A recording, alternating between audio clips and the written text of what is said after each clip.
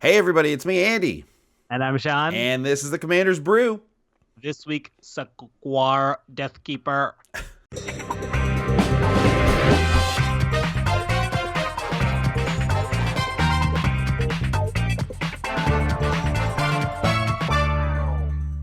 Hey everybody, welcome to episode 141 of the Commander's Brew podcast. How's Oh, everybody yeah. doing?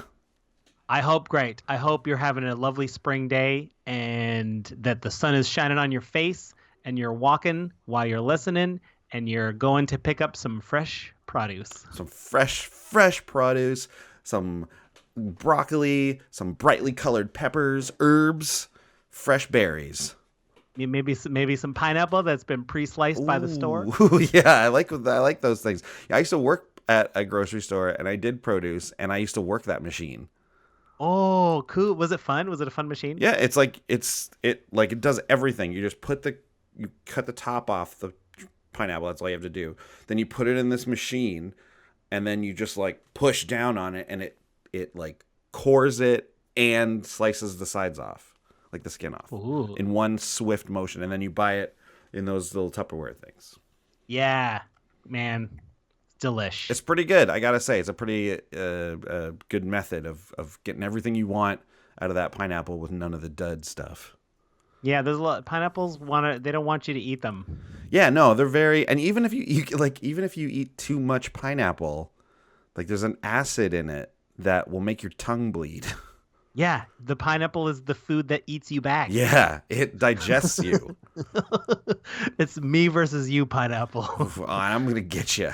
One of us ain't making it out of this alive. It's that's why when you go to those like Brazilian steak places, like when they, if anyone's ever been to one of those things, it's like they give you I love those. the big swords of meat, like they. And you got to flip your sign over that says "Please stop feeding me." Yeah, exactly.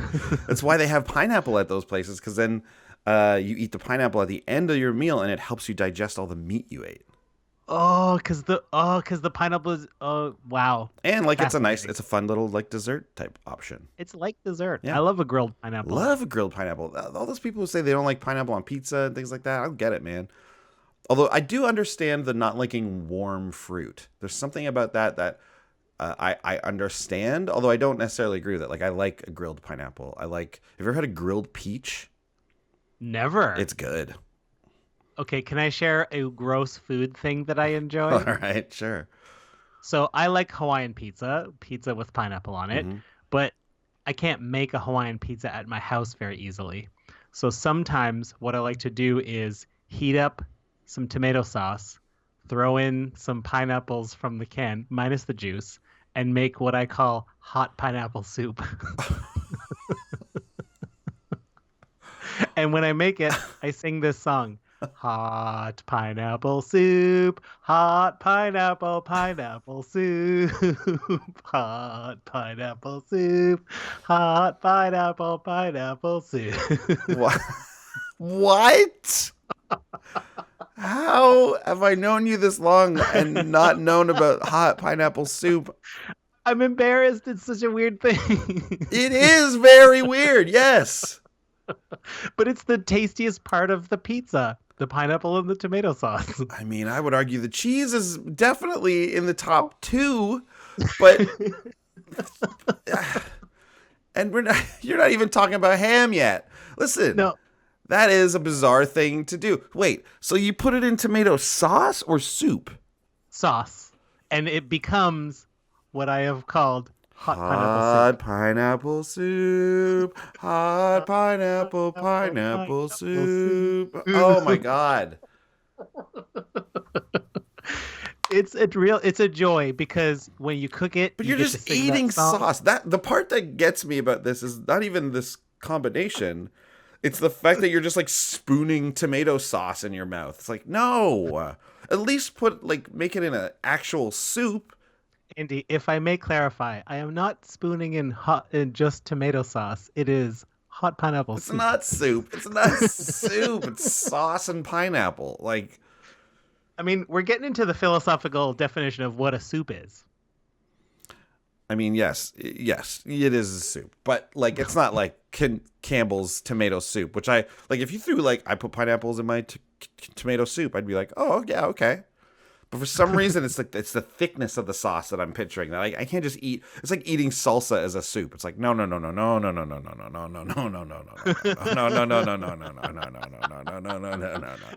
I don't know why. No. Because it's just the barrier of just eating salsa as soup is just chips. It's like if I got chips, I'm eating it, no problem. And if I don't have the chips, I'm like, no, nice. It's true. You're eating a ton of salsa with chips. Yep. But yeah. So what if I ate hot pineapple soup with little like pita breads, mini pita breads? That feels like it's reasonable because now it's hot pineapple dip. Hot pineapple dip. Hot pineapple dip. Singing along, like trying to sync up singing along in Skype is impossible. Difficult. It sounds fine to me. I'll just say this as a blanket statement. If you are cooking any dish that you can have a song with, it makes cooking so much more fun. Yeah, I can see that. I understand that for sure. Anyways, this... I mean, that's a pretty good tangent to start off on, certainly. Nice. But we have had a very big week this week, and it's not just because we're talking about hot pineapple soup. No. We've had, obviously, we started the Kickstarter for our Battle of the Brews, our new YouTube Commander gameplay series, and boy, oh boy, so far it has been going real good. Yeah, we knocked it out of the park. Thanks to everybody. Oh, thank you to everybody for your donations, for your shares, for your mentions, for tweeting it, for talking about it. We crashed our goal in like 24 hours. So it is happening. You will see Battle of the Brews once the Kickstarter wraps and we get into production and we put the first ones together.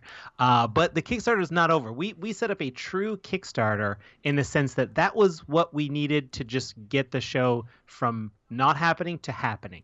And from this point forward, we want to keep pushing because every time we go up and we meet a new stretch goal, the show just gets better and better and better. That's right. We have some stretch goals that are like kind of essential and some that are like and more off in the future that are less, but really like as we're approaching sort of like in between the like doubling up the goal, like that's where things are like those things are pretty essential, like an editor and a production assistant and like the proper kind of microphones. Like I believe did we hit the boom mic one? We're not quite at the boom mic yet. But so this is a great opportunity. So if you haven't contributed or helped out and you wanted to, there are still rewards there. Obviously, we still got lots of rewards to give out. This is one of the other reasons why I think people should come over, and if they haven't yet and they wanted to get in on it, because there's still tons of rewards left. There's still the opportunity to brew a deck for the show. There's the opportunity to we opened up another be a guest on the show.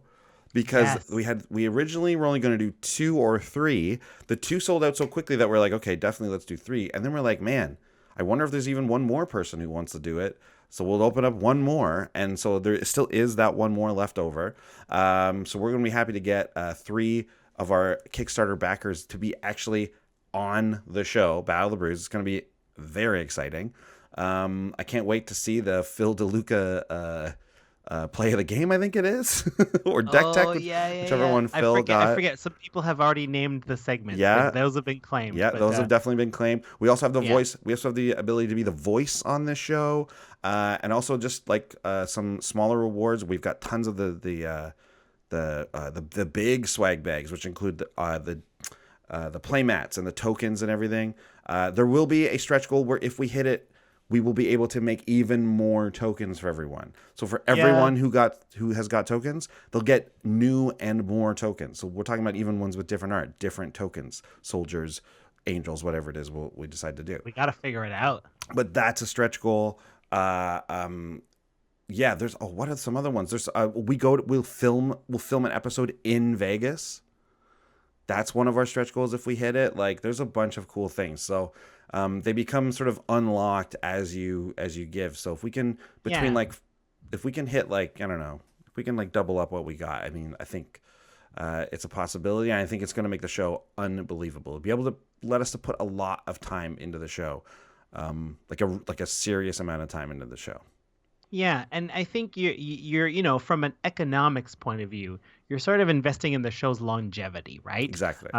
Just thinking about the next stretch goal of like the boom mic thing. So if we're able to like buy that gear and like have that as part of our production, then we don't need to rent things every month to like get the sound good. So that reduces our overhead, right? So like our monthly cost to make it happen goes down. So that just means we get to keep this thing rolling even longer. Yeah, Sean coming with the hard economics of it. I like that, because that's what it is. Those are the parts that I'm the worst at putting into words, because that's exactly what it is, right? It's like if we can get that boom mic, it's like, oh yeah, it seems nice that you would get a boom mic, but it's not that important. It's like, well, no, we are going to use a boom mic. It's just that we have to rent it every week now, and if we just are able to get our own, then that just reduces the cost overall, and yeah, allows us to spend that money that we would spend on renting it on other cool things for the show, like cards and decks and getting like cool people here, and not kind of doing stuff. The show in our living room. Yeah, that's right. Yeah. Which we definitely have to. Oh yeah, that's another stretch goal, is getting it into a real true studio. Mm-hmm. That will be very cool. I'm just like, all this is exciting icing though, but I can't stress enough how grateful we are that like this show will happen in some form or another. We've already met what we need to get this thing off the ground. Now it's just and then we've already hit our stretch goal for a 360 camera. I'm gonna be able to get a little bit of test footage soon to just play with, to just start shopping around and seeing what that's like, to just make the best choice there. Ooh, there's something wonderful about knowing it's gonna happen already. We can definitely make some start making some decisions and start making some planning moves. Oh yeah, absolutely. Like the show is definitely happening, and it's going to be very, very cool. I can't wait to get in. I can't wait to start playing and brewing decks for it and stuff. It's going to be great. I guess the one last thing we should say is check back at our Kickstarter page on the 17th when we're going to we're going to give you some news on on a deck or two from the first or second episode we're going to see. Yeah, I think we said it's definitely from the first episode. Well, it's at least a deck from the first and maybe the second. Oh, and yes, too. Okay, I see what you're saying. Yes, yeah. But you'll definitely get to be able to sneak preview. We'll do a little deck tech on some of those. And you know what? Kickstarter has a great way to be able to do it live. Like we can stream it live. I know. Yeah, let's do really it live. Cool. So we'll do that. And then that video will be there to watch afterwards as well. So come on by on April 17th to check it out live. It'll be very, very fun.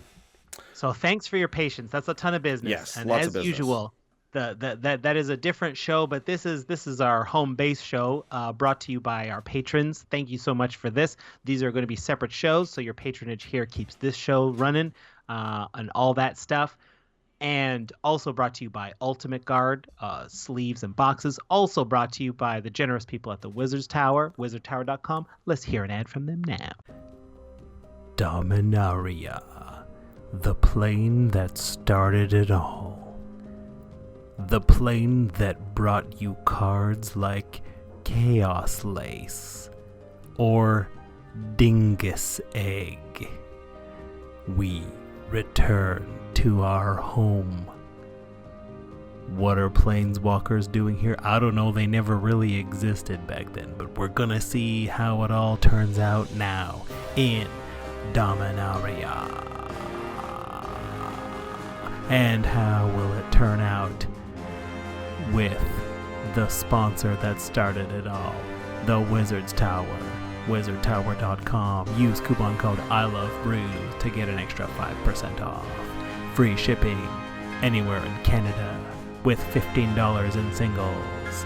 And you get 3% kickback on your next order from Dominaria, the place where drudge skeletons live. Aha. Yes. And now we are entered Dominaria. Yes, finally, Dominaria. It's like we're back home, right?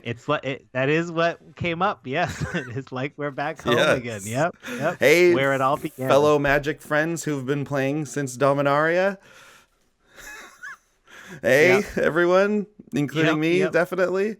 Yes, a good old return to form here. Here we go. I recognize this plane. Very familiar. Yes, to me, essentially, absolutely. I didn't only start playing in Return to Ravnica. I guess what is familiar to you is a return. Yeah, yeah. I've had a couple returns in my day. Yeah. Yeah, I wasn't around for any of the originals. Yeah. I guess technically Scars of Mirrodin was the first return set, right? Yeah. I don't know. Maybe. Yeah. Yeah. It was. Yeah. It was the first return. Cool.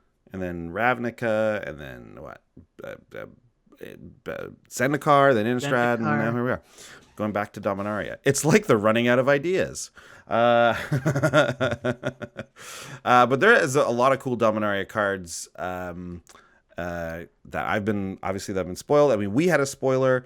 We didn't spoil it on the actual show. We spoiled it on our live stream and on our Kickstarter page. So you could check that out. I mean, it's Baird. Baird? Was that his name? I forget. Steward of Argive. Yeah. Yes. Yeah, it was a really cool. We got to say thanks to our boy Blake Rasmussen over at Wizards for hooking us up with that. And yeah. Okay, well, what do you say we get into this deck? Let's do it. So what I used our $50 budget, and I brewed around Sak'Kuar Deathkeeper. Whenever I see a comma with a bunch of consonants, I imagine it's like Klingon, so that's why I'm saying it this way.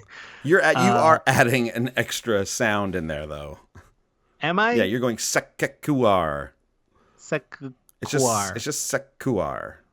Well, I mean, arguably, I'm just fully pronouncing both K's. Yeah. But the kek. Sek'Kuar. Yeah, Sek'Kuar. Sek'Kuar. Anyway, doesn't matter. this weird Klingon orc shaman is a Jund commander. Haven't done Jund in a while. 2 black, green, blue.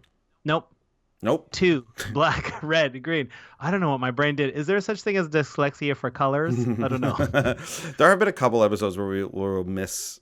I mean, that just happens to everybody. You'll just misname a color. Anyways. Okay. 2 and Jund. Black, red, green.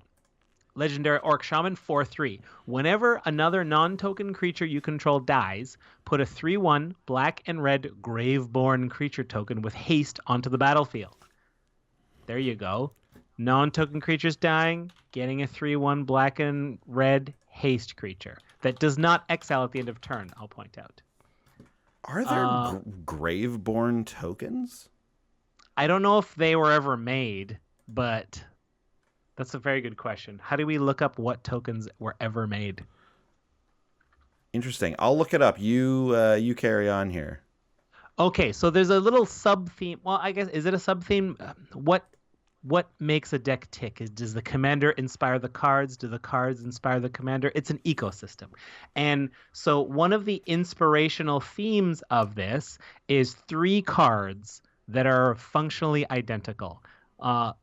Except for name, literally identical is Grave Purge, 2 and a black, instant. Put any number of target creature cards from your graveyard on top of your library, draw a card. Foot Bottom Feast, the exact same text. And then Bone Harvest, the exact same text, except for draw a card at the beginning of the next turn's upkeep instead of right away. So Bone Harvest is clearly the worst one because you don't get to draw that first creature on top right away. But since it's worded the next turn's upkeep, it is an instant. If you do it on the previous player's end step, you will get it during your upkeep. So functionally, you still have it for your main phases. Anyway, since Sek'Kuar wants to talk about non-token creatures, we can't just make tokens. So we got to keep sending them to the graveyard, pulling them back out, and casting them again, making the whole chain going, and getting value on value while it happens. Classic Jund. So I've looked. There is no Graveborn token. It would have been made in Cold Snap because that was where this creature. That's where Sek'Kuar is from. Which was funny because I thought he was I thought he was originally from the Commander set, but he's not. He's actually from Cold Snap, yeah. So, but yeah, they didn't make tokens for them back then. So and they didn't make tokens for these Commander sets either. So you just have to make your own. I would substitute. There was some 3/1 elementals. Yeah, there are 3/1 elementals with haste for sure. But they're not black and red, so No, I just take a Sharpie and color some black in on them. The same. There are some nice like proxied, like custom arted ones that you can find on Google though. And these are not elementals, right? No. They feel like they should be elementals. So they don't interact with cards that care about elementals. Sorry, Omnath. Yeah, no, they're Graveborns. Yeah, let's head up this next card. What is this all about? Okay, so one of the things we got to go into is like so if we're stacking our creatures on top, we want to cast hard creatures. We want to be able to cast a lot of them. We want to get this going quick. So I have a series of creatures that I'm calling draw dorks. So the idea is they're cheap little creatures that replace themselves right away. So if you stack them in that order, you can just go cast, Cool. and get them all done that way. Do you want to take that first one? Yeah, it's a Dusk Legion Zealot. 1 and a black for a 1/1. When Dusk Legion Zealot enters the battlefield, you draw a card and lose a life. Brand new here from Ixalan. I'll also include from Shadows of Innistrad, I think. Yep. Anyway, it doesn't matter. Yep. Insolent Neonate, single red for a vampire 1/1 with menace. Discard a card, sacrifice Insolent Neonate, draw a card. This one goes to the graveyard as well, but you do get to discard a card as well as drawing a card. You can do that whenever you want, and being able to discard a card in this deck is usually an upside, so this guy is pretty neat too. Not bad. And then you got Phyrexian Rager. 2 and a black for a 2/2 that when he enters, you draw a card and lose a life. So it's similar to the Dusk whatever. Yeah, bigger body, cost 1 more. I prefer the cheaper ones, of course, because we want to chain them. Yeah, and there's a number of these kinds of creatures in there. And we're not going to go over all of them, but like that's part of your engine. And if you get it early in the game, these just help you dig further to make your engine run. You have 3 copies of essentially Grave Purge, so you have a very good chance of drawing into them. Nice. Yeah, and so that's kind of like the functional, that's like the frame. That's the framework we're hanging this deck off of, right? Because we sort of want to set it up so that we're able to sack a bunch of creatures, perhaps get all those Graveborns and attack an opponent that, isn't prepared for it. 3/1, like turning every creature into 3/1 haste is not nothing, especially if that's like ideal board wrath protection. Because if your opponent kills your board, we're going to have tons of creatures out, presumably. So, next turn, these 3/1s are coming at you. Better have some defense. That's right. So extra value, right? These are specifically, have to be non-token creatures. So we're going to support that with Grim Haruspex, 2 and a black. Human Wizard, 3/2. It has Morph, so you can cast it face down for 3 or turn it up for a single black. But whenever another non-token creature you control dies, draw a card. Cool. We're gonna get extra cards. Just a must-have in these types of decks where you're sacking your own creatures and letting your own creatures die. Grim Haruspex is a total all-star in these decks. It is, and I think this deck, this is the deck that this is the first deck I think I've ever really brewed where it focuses on non-token creatures a lot. Mm-hmm. Like I'm really leaning hard on the non-token creature things. This deck fears exile all creatures. Yeah, and exiling graveyards too, I'm sure. Yeah, not good. I mean, Grave Purge is an instant, so it can protect you from that. Mm-hmm. Yeah, cool. Next we have Kresh the Blood Braided. 2 black, red, green. So 2 and Jund for a legendary human warrior 3/3 and says whenever another creature is put into a graveyard from play, you may put X 1/1 counters on Kresh the Blood Braided, where X is that creature's power. Wow, that's a lot. Right. So you can see the writing on the wall. We've got a bunch of sack outlets. So we're going to sack our whole team. Kresh is going to get massive, and we're going to turn all those creatures into 3/1s with haste, and we're going to attack with the whole bunch. Not bad. Yeah. Yeah, Kresh is going to get huge. Kresh getting swole. Yeah, getting pure swole. This might be one of my favorite sort of sack outlets. Emrakul's Evangel, 2 and a green, human horror 3/2. Tap, sacrifice Emrakul's Evangel and any number of other non-Eldrazi creatures. Put a 3/2 colorless Eldrazi horror creature token onto the battlefield for each creature sacrificed this way. Guess what? We're also getting 3/1s with haste for all of those too. So Sweet. we're getting 6 power. No, you have to do this guy on the previous player's last turn because these little dudes don't get haste. But it's a pretty good deal. That's a significant, like, that's just going to come out of nowhere. Like, you're going to surprise someone with this. Yeah, this is I like this guy a lot too. I've actually looked at this card for a lot of different decks when it comes to these sack engine type of decks, and it's a bummer that it's a tap and sack, but you can tap and sack as many as you want. So it's kind of like one of those free sack outlets. So actually, this is like a step up from something you have to pay for, but just a step below one of those free ones. I think it's very good though. And Emrakul's Evangel sacrifices himself, which means you can grave purge him like as the last creature in your draw dork chain. So it's like draw card, draw card, draw card, draw card, Emrakul's Evangel, and then we're like, okay, your turn. It's like, oh no, it's gonna happen again. Yeah, it's kind of a bummer that he has to sack himself. It's fine for this deck. It's kind of a bummer that he has to sack himself, but a lot of those times when you're sacking like a bunch of creatures, anyways, you end up, because they want to take care of your sack outlet, right? In Commander, so like they'll force you to do something to get rid of it. So then you're often sacking your own sack outlet anyways, and the best sack outlets are the ones that can sacrifice themselves. So true. It's just kind of interesting that Emrakul's Evangel just has to, but you know. Yeah, I think in this deck that's an advantage. Yeah. I'm not worried about it. We have plenty of sack outlets anyway, so like if this was the only one, we'll make do. Right. But I don't think this is the only way we can sack creatures. Solid. Cool. So we're sacking all these creatures. We're getting a massive army of 3/1s or 3/2s, all kinds of stuff coming in. How are we gonna? We gotta get some support for this, right? Like we want to get even more value. Why stop there? Right. Why not run Ulvenwald Mysteries? 2 and a green for an enchantment. We have to be careful not to put too many non-creature spells in here, but I think this one's worth it. Whenever a non-token creature you control dies, investigate. So you get a 2/2. Sorry, you get a clue, which is an artifact that you can pay 2 to sack and draw a card. And whenever you sacrifice a clue to draw a card or for any other reason, put a 1/1 white human soldier creature token onto the battlefield. This, although it is centered around non-token creatures, this is a go-wide strategy nonetheless. It's very interesting how Sek'Kuar wants you to have lots of non-token creatures, but then a lot of the stuff to support his ability makes token creatures. So then it kind of makes you want to put in stuff that helps the token creatures, but then you can't. But then you got to have that right balance. He's one of those. I actually like it when cards are like that. You know what I mean? It's not just a simple.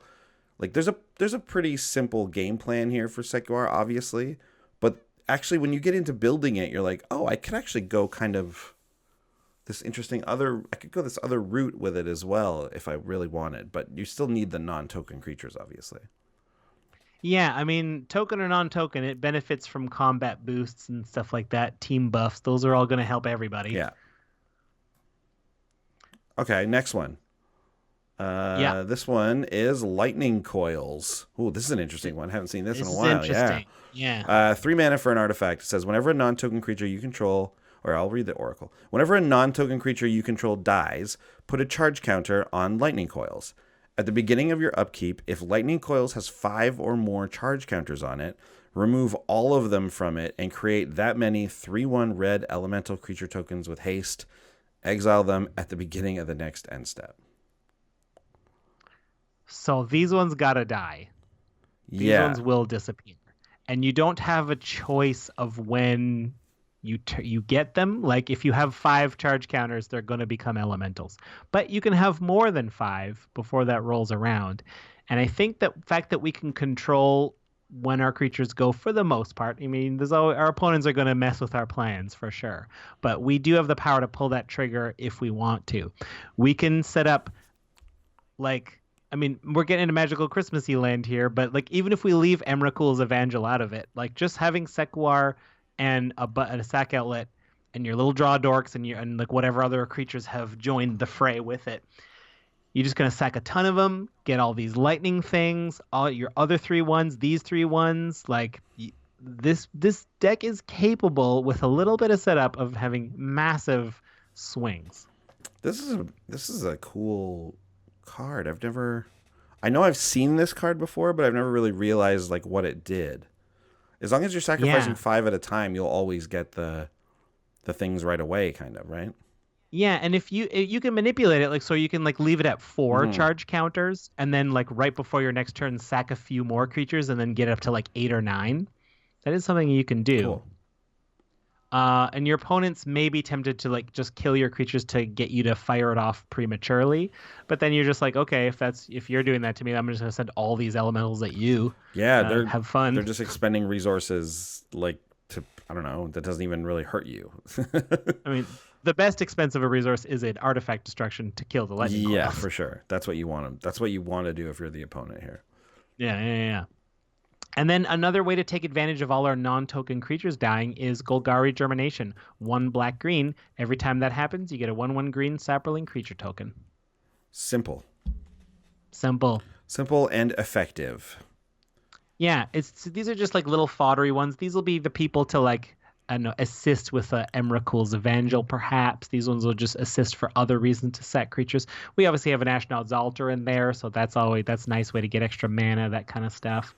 Yeah, just a little bit of redundancy is always nice, right? So if you can make the ability that Sek'Kuar has, that your commander has, if you can make that in the deck a couple of times as well, it always just helps out. Just more consistency, smooths everything out. Yeah. Cool. Well, we got some more stuff here. We do. So yeah, we want to let's talk about a few ways we're going to get way more bang for our buck. Andy, do you want to start us off? Oh yeah, for sure. The Gitrog monster, the Gitfrog. Get frogged. Frog horror. Legendary frog horror 6/6 has death touch. That's pure, like, what do they call that? They don't call it flavor text. They call it, what is it they call it? They call it something else. I don't know.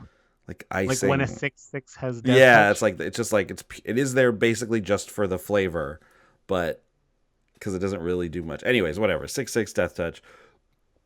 At the beginning of your upkeep, sacrifice the Gitrog monster unless you sacrifice a land. You may play an additional land on each of your turns, and then whenever one or more land cards are put into your graveyard from anywhere, draw a card. Yeah. This card is just great. I could fit it in the budget, so I put it in the deck. Yeah, he's not that much, right? Gitrog? No, it's less than $1. Yeah. And we now have a 3rd general cycling land with the deserts. Right? So your cycling lands alone are basically cycle, draw 2 cards with the Gitrog monster out. Yeah. Those lands are great with Gitrog. Right? And so that's in there. And this is a graveyard deck. So like things end up going to the graveyard from time to time.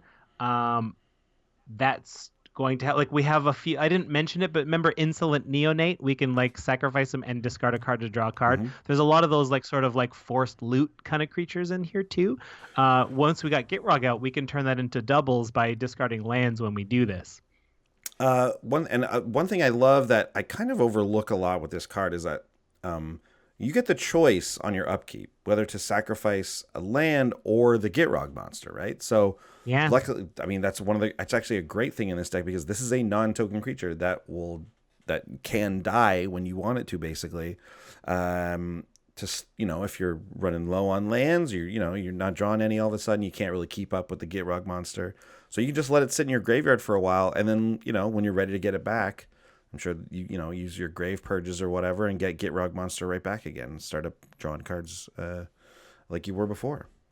Yeah, right? You can see how this every card kind of supports the engine, right? The more we're able to get out, the faster this engine runs. Because then we're able to play lands twice per turn. We're able to, if we're getting Grim Haruspex, we're drawing extra cards as well. So we're like our grave purges, we're just getting them all back in our hand even faster. Yeah, this deck moves. Another card I want to mention that's just very effective here is Victimize. 2 and a black for a sorcery. Choose 2 target creature cards in your graveyard. Sack a creature. If you do, return the chosen cards to the battlefield tapped. As you can tell, there's like sacking creatures only gives us extra value, and the creatures we're getting back extra value or value engines. It just keeps the party happening. Victimize is so strong. It's the one-time effect, but it's only 3 mana.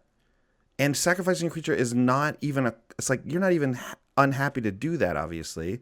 So you can do it you can sack a token, and then you don't get that Sek'Kuar bonus, but you can still just sack a 1/1 Saproling you made with your Golgari Germination and get 2 awesome creatures back. Get your Gitrog back, get your Crush the Bloodbraided back or something. Like, Victimize is a strong card. I love this card in Commander. I think it's very good. It's one of the best Reanimator spells, I would say.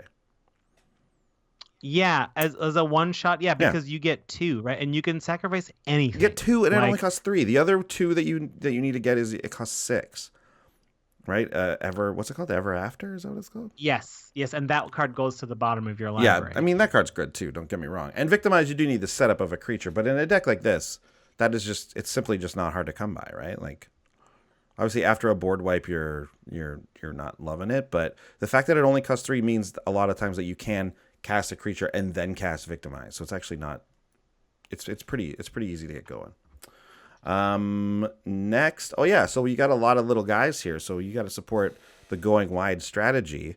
So you'll definitely want a Beastmaster Ascension. 2 and a green for an enchantment that says, whenever a creature you control attacks, you may put a quest counter on Beastmaster Ascension, and then as long as Beastmaster Ascension has 7 or more quest counters, I always think it's 5, but it's 7. Creatures you control get +5/+5. I remember as a new player not really understanding the strength of this card, right? I remember when I first saw this card, I was like, yeah, but you need 7. Like, it takes like 7 turns to get it, like, basically, you know? And obviously that is not the case. Because once you see it in action, like, if you're a new player and you don't get it, like, once you see it in action, like, oh, they get it right away. Because they have more than 7 creatures. So they just attack and then bam, it happens. Sure. And even in this deck, even if we don't have 7 yet, like let's say we have a few, we don't care if our little dorks die. We're going to spend one of our Grave Purges, put them back on the deck, and just chain out the same 4, not to mention our 3 ones with haste we're going to get for the next turn.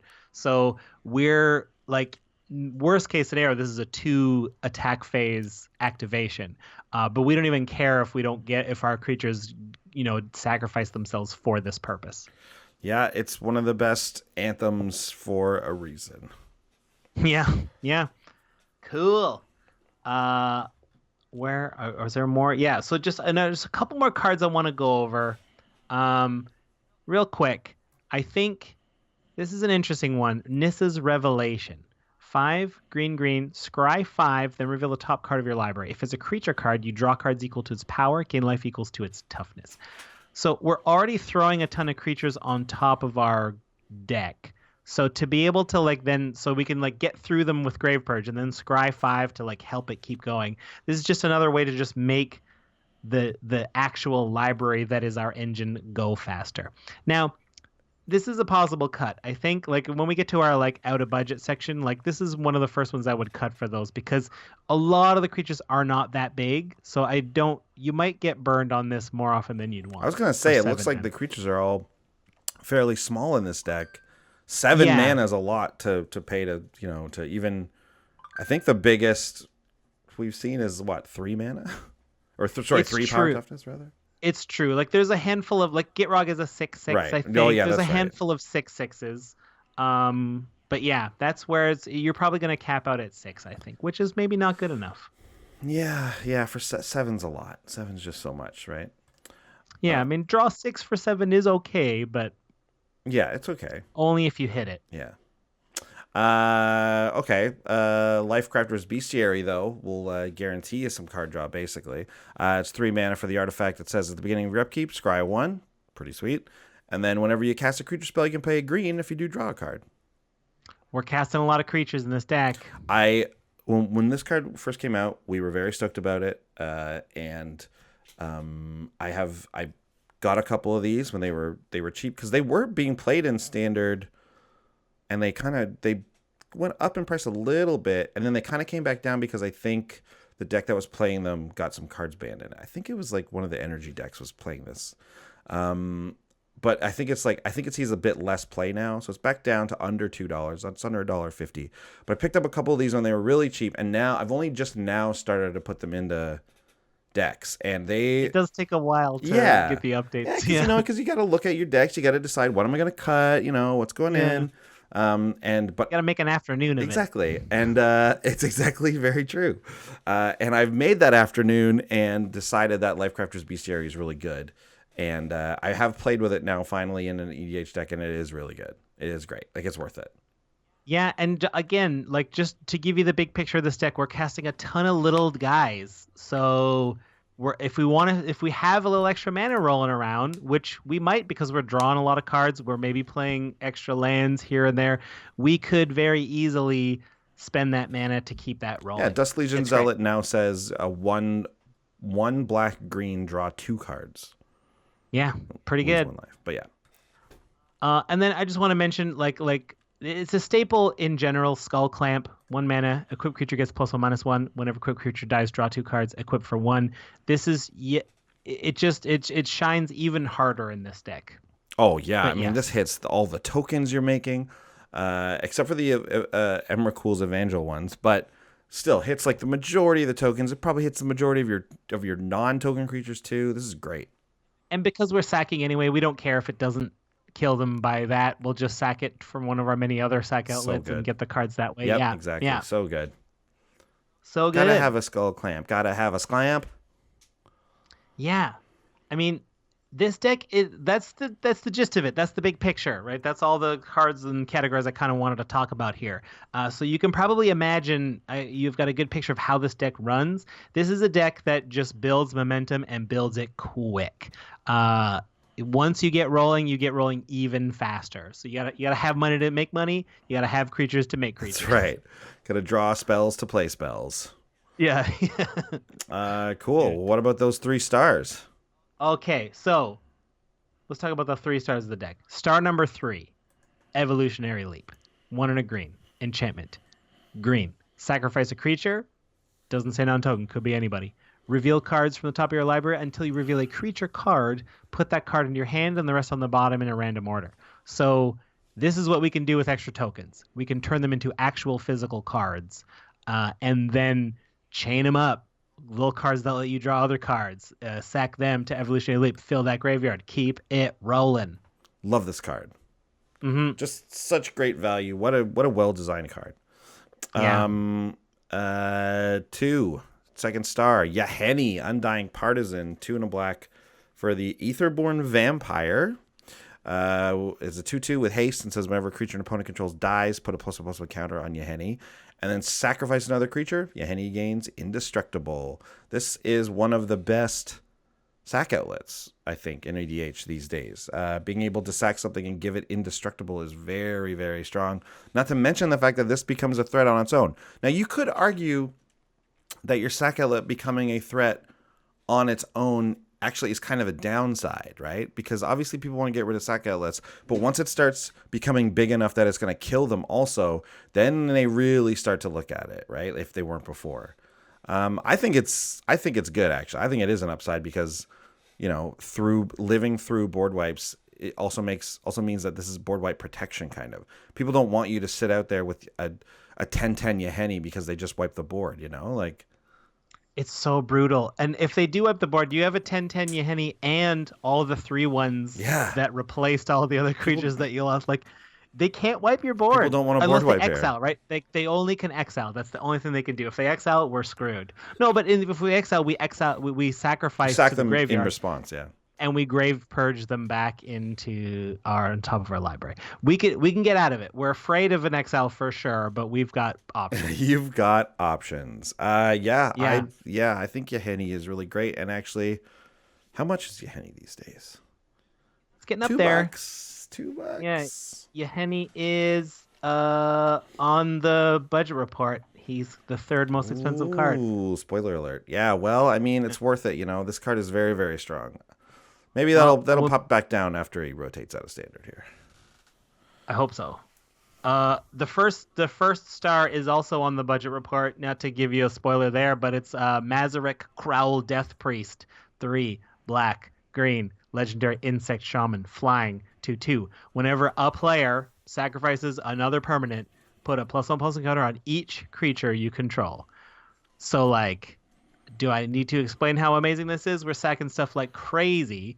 Kresh is getting bigger as we sack things from this and from that. We're putting down 3/1s one at a time, but each new sack makes the previous 3/1 one bigger. So we've got a 4/2 with haste, a 5/3 with haste, a 6/4 with haste. They just keep growing. This card is nonsense. This card is nonsense. This card gets out of control so quickly. Don't forget, this is also just when a player sacrifices another permanent. Yeah, you want to sacrifice your evolving wilds to go find a basic? There you go. Yeah, here's +1 for me. It gets to the point where people just don't care. And they're just like, well, all your things have what, 3 +1/+1 counters on it? It's like, well, I guess I'll put the 4th one on. What's the difference? And then when it gets even bigger, it's like, well, they've just 10 on all your creatures. Like, okay, fine. I'll just, like, I don't care if I have to sacrifice anything. I'm just gonna do it. Like, yeah. And then you're just happy about that. and so like we've got a lot of sack outlets. This is what Mazarek does. We do have a Rogue's Passage in the deck, so it is feasible to like put the boots on, make them hexproof, sacrifice everything else you own to make this a 100/100, and then unblockable with Rogue's Passage and go nuts. Wow. Yeah, I feel like Kresh is an often targeted thing with Rogue's Passage, just because it seems like Kresh is going to get massive. Kresh will get massive, but he's not even the worst threat. Like, is Yahenni a worse threat? Does Yahenni get more massive? I don't know. Yahenni is huge too. Okay, cool. Yeah. Whew. I mean, that's a pretty solid 3 stars. I mean, those together, that's gonna be tough to deal with. Yeah, right. So let's talk about some surprises and discoveries. I was surprised by Sek'Kuar. I've never really clocked this card before in my brain. Like I read it, I was like, huh, this is kind of perfect for what I want to do. Talk about your commanders before commander was really a thing too, right? Yeah. Like Sek'Kuar looks like it was, like, I thought this was in the Commander 2014 set because it was made for it. Like, I thought this was a designed for Commander card, Right. which it easily could have been, but no, this is from a long time ago. This is from Cold Snap. So yeah, really cool. Really like this guy. There is an oversized version of it. It was one of those big ones. Right. Yeah. That's right. Yeah. So that's a surprise for me. And I got another surprise here. He didn't make the cut, unfortunately, but just an interesting card to think about for future brews is Heart Warden. I never built the Elf Ball deck, but so maybe all you Elf players are very familiar with this. But it's 1 and a green for a 1/1 that taps to add a green mana to your mana pool. So it's a mana dork, but also 2 generic, sacrifice Heart Warden, draw a card. I found them while I was looking for dorks that could draw me cards, and this is another one of them. Interesting. Yeah, just like replaces itself either in the face of a board wipe, or once you've got enough mana that you don't care about having the Heart Warden, like you don't need the dorks anymore. That's cool. Yeah. Interesting. I like cards like that. Interesting. It's kind of like late cycling, you know? Like it kind of has cycling, but after you've played it. Post-cycling. Yeah, post-cycling. Neat. All right, great. We're going to get to the budget report in just a second. But before we do that, it's time to talk about Wizard's Tower real quick. I am typing into my browser wizardtower.com. Ooh, I have it bookmarked, so... Ooh. You know, a few simple only clicks. have to type the first couple of letters, and it autofills it. I see the Dominaria art popping up here because we've got Dominaria events coming up at the Wizard Tower physical store, which is in Ottawa.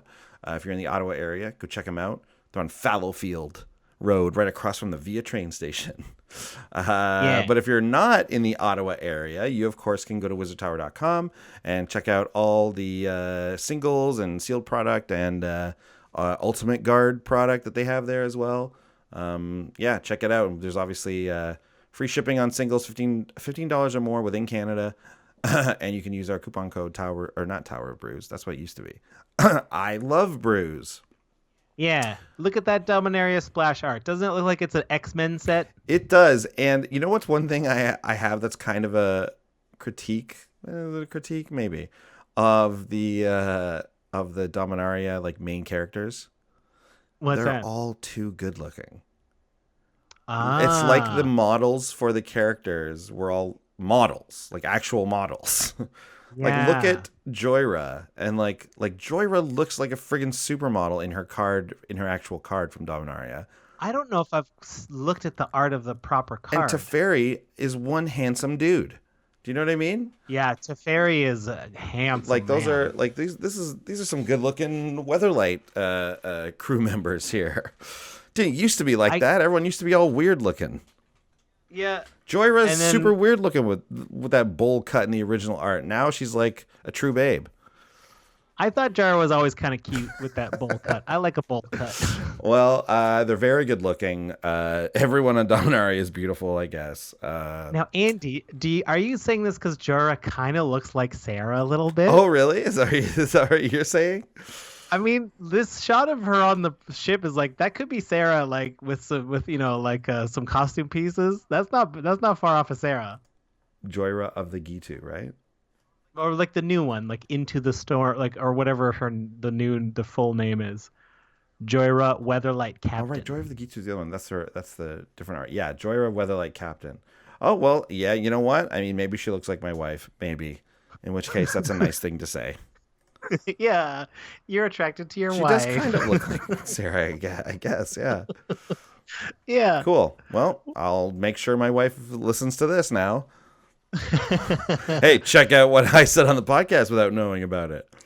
Yeah, I compared you to a supermodel subconsciously. Yeah, it's true. Now I see it now. That's interesting. Okay, cool.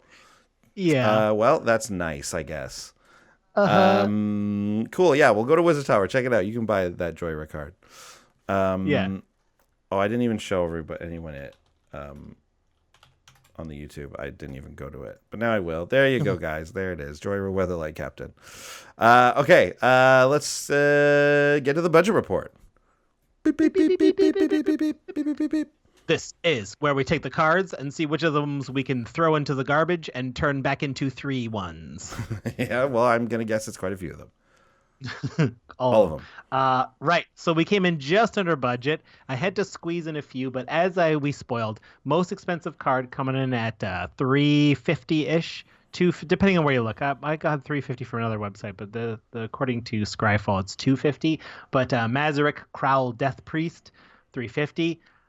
Second most expensive card also mentioned, Kresh the Blood Braided. This is about $3, and then Yahenni, third most expensive card, at about $3, according to where I source these from. Yeah, it's interesting how some say it's cheaper, some say it's more expensive. That's very weird. It is weird. Yeah, I know. But within the $2 to $3 range, most of these. Yeah. Aside from exactly. So. Yeah, I mean these are great cards though. I don't think you're going to cut any of these. These are like the best cards in the deck. We literally saw Mazarek and Yahenni pop up in the 3 stars, and I think you wouldn't be like, I don't think Kresh is far behind. I think he's right up there as well. Yeah. Yeah. For sure. What about some out of budget cards? Some stuff that is very good specifically in this deck, not just overall. Great cards in these colors. What's something that's very good in this deck? Right. So, I mean, arguably it's a staple, but in this deck, Toxic Deluge is excellent, right? It's one of the best board wipes in our format. 2 and a black, sorcery. You pay an additional cost of X life, and all creatures get -X until end of turn. So the fact that you can control the precise size of it is what's key about this card. So you can make it the right size, for example, so Kresh will live through it and get massive while most other things die or become a no contest for him. Yahenni can survive it as well. We have like an Ulvenwald Hydra. We have a bunch of other things in here that will survive those things, but it will send a lot of our little dorks to the graveyard, along with a lot of our opponents' little dorks as well. And we get those 3 ones to replace them. So the 3 ones Like an army of tokens can fight your army of 3/1s all day, but if you kill their army of tokens and then get an army of 3/1s, then that's going to be pretty good in your favor. Yeah, that's going to help out for sure. Yeah. Next, we have Genesis Wave. X, green, green, green. Reveal the top X cards of your library. You may put any number of permanent cards with converted mana cost X or less from among them onto the battlefield.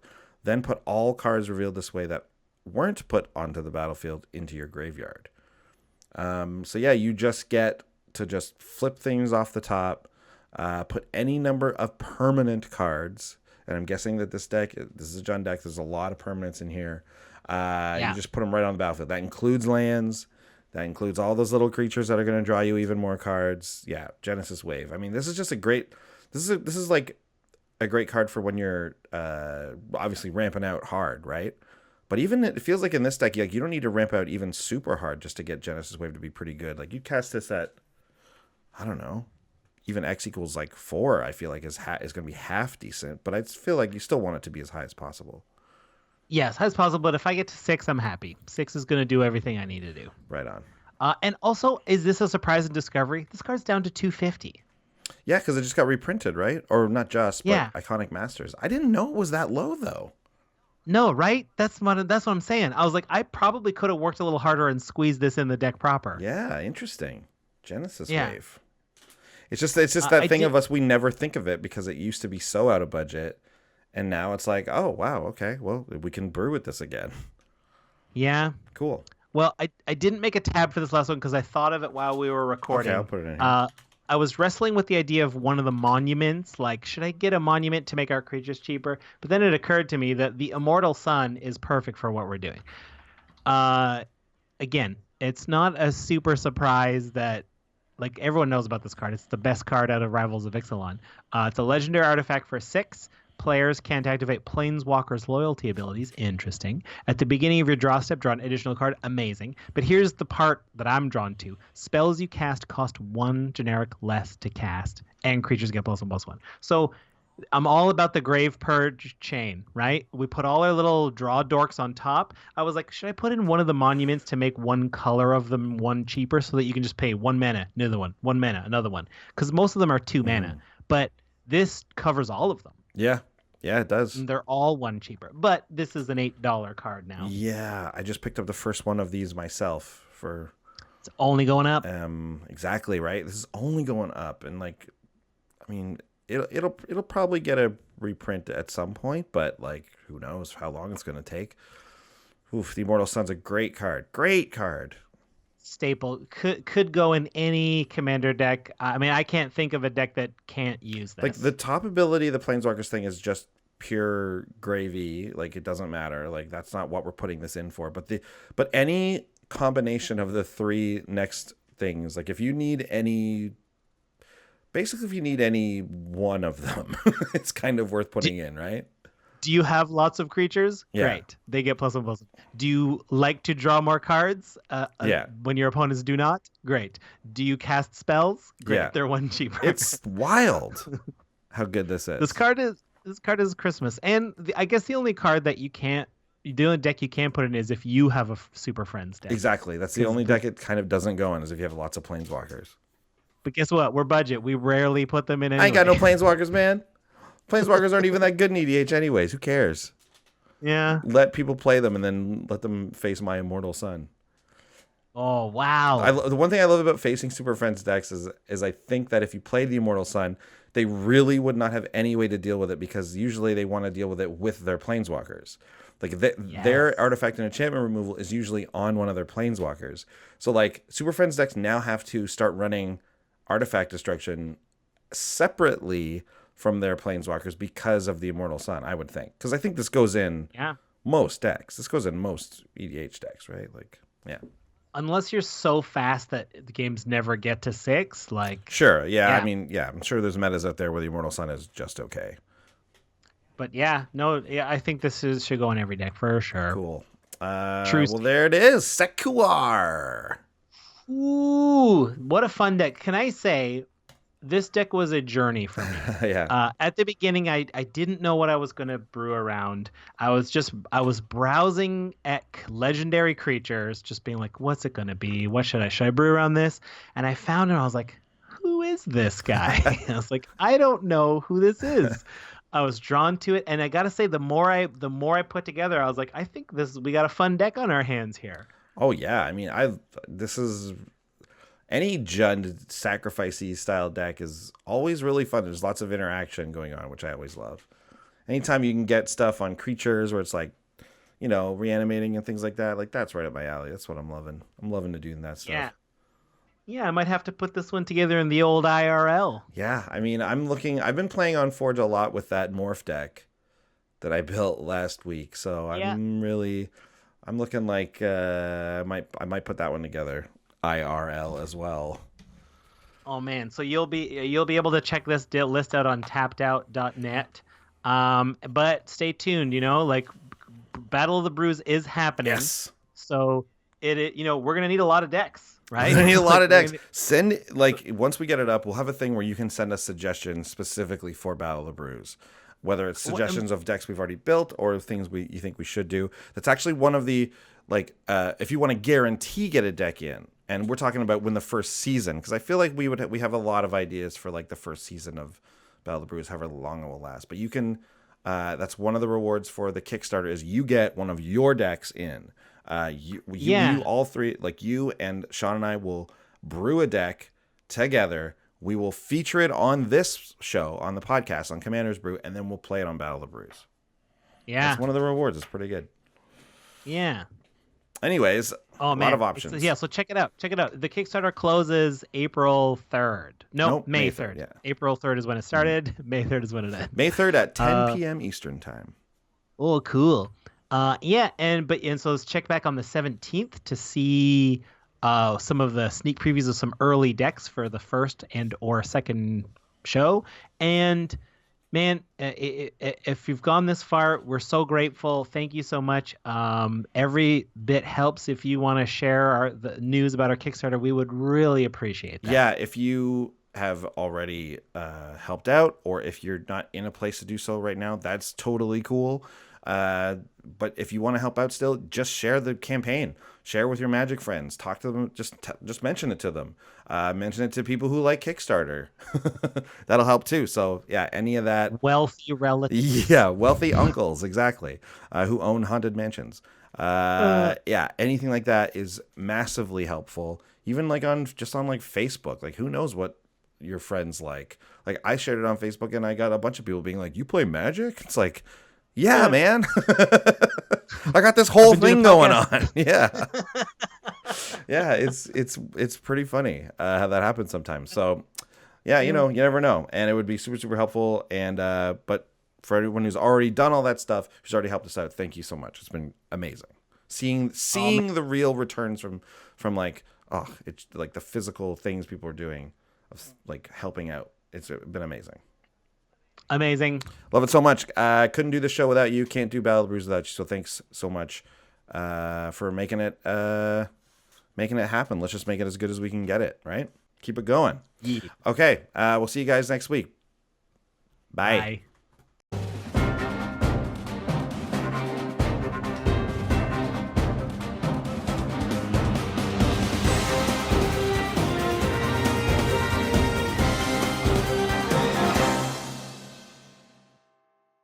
Hello, everyone. Welcome to Brews News. I'm Andy. And I'm Sean. On today's show, it's another Bruce and Bruce watching DVDs.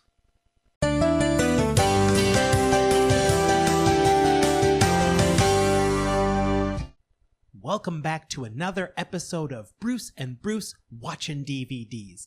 This time we went into the world of movies through the world of games. This movie stars Robin Williams in his prime, R.I.P. in Jumanji, where we get sucked into the game. And let me tell you, I got sucked into this movie. It had animals, it had jungles, it had beards, it had loincloths, it had sweat, it had everything this moviegoer wants to see. It have jungle, it have snake animal, bees, David Allen Greer. It have everything you need for a movie. It did have those things. I do know that you can make movies without David Alan Grier, but who would want to? Who would want to? Why ever? Anyway, Bruce, I would love your opinion on this movie because you are also a person who lives in a game. This is correct. In my game, I don't experience a forest too often or a jungle. Mostly we stick around to mountain or plains for me and the oxen. But once in a while, I am sent to a forest for some reason, and I am always lost. Always like this man in the movie, going, what year is it? What is this large organism with many hands, many tiny green hands? Scary indeed. Well, that would sound scary. Now, Bruce, if you were to encounter the same wish, would you want to get out of your game like they wanted to get out of the Jumanji game, aka to win the game? If it is meaning for me to not have an oxen, I am not wishing to get out of the game. I am always wishing to get into the game. Yeah? This is a true competitor spirit, you know what I mean? You have to want to crush your opponent all time. Yes, get busy playing or get busy dying, as they say. I believe that is a 50-cent quote. I wouldn't know. I use debit mostly. Excellent. Well, personally, I think Jumanji, this is a very good movie. They have to make it again because Robin Williams, he is dead. So they must make another one. And this time they use The Rock, who is the current day Robin Williams. Ooh, I hadn't thought of that comparison. Then I guess who is Kevin Hart? David Alan Grier. Ooh, Jack Black? He's Bonnie Hunt. Well, I encourage the makers of Jumanji to continue to give us wonderful sequels of this wonderful idea. I myself love games within movies. I give it 5 Monopoly pieces out of 5. And I give it 7 jungle barriers out of 7 dryad arbors. I had to reach for the name of 2 green cards. Yeah, you're more red and white, white. I think jungle barrier is also blue. I'm outside of my element. If you can't tell, I'm very uncomfortable. Well, I am outside of my element too because I prefer to be at home in my pajamas. But until next week, we'll see you on Bruce and Bruce watching DVDs. You want to be home in your pajamas? I'm not comfortable out in public, Bruce. I'm only comfortable at home. I have wicked anxiety. Oh, wow. What? Are you triggered right now? I know this is what you do, and I know you're just playing. Sorry, I just want to understand you. Bruce. We are so different. That's so nice. You don't even have 1 ox. 0 oxen. What? I mean, what am I supposed to do here? You don't have a bicycle. I use my ox as a bicycle. I use my bicycle as my ox.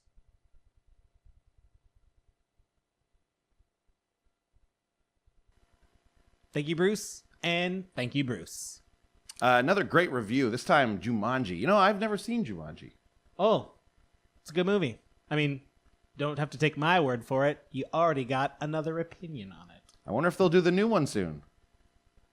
Hope so. Anyways, that's it for us. We're tapped out for the week, so we'll pass the turn over to you. Good night. Night-night. If you want to contact us, I'm at Sean Tabaris. And I'm at Andy Holbone. Send us an email at commandersbrew@gmail.com. You can find out when we go live on Twitch if you follow us at twitch.tv. And if you care to support us on Patreon, check us out at patreon.com. And you can find our deck list on tappedout.net. And if we forgot anything, commandersbrew.com.